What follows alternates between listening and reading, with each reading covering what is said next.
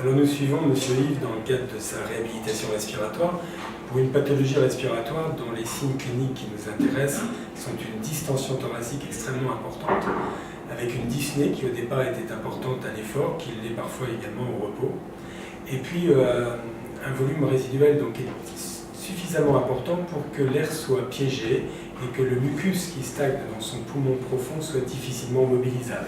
Mais dans ce cadre-là, le drainage bronchique revêt une place extrêmement importante parce que les sécrétions sont extrêmement difficiles à mobiliser et la toux, le désencombrement, peut représenter pour lui une situation de fatigue intense, voire même une majoration de sa dyspnée.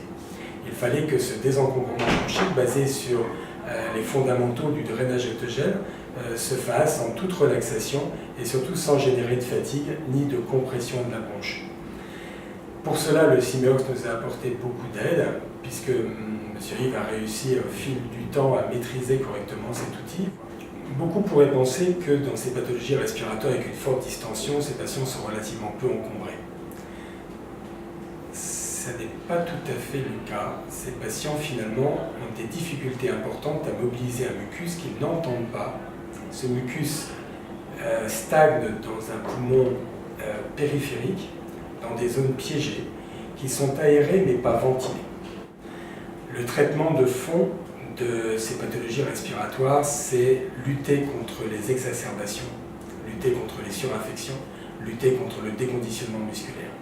La réhabilitation entre dans ce cadre et le drainage bronchique a, dans la réhabilitation donc, de ces patients, une place extrêmement importante.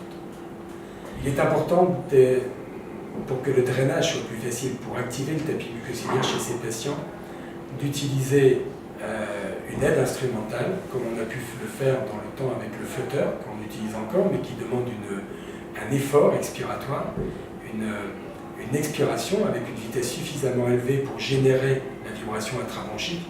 Ce n'est pas le cas avec le Simeox, qui peut se faire en toute relaxation sans générer de fatigue chez le patient pendant qu'il pratique son désencombrement bronchique.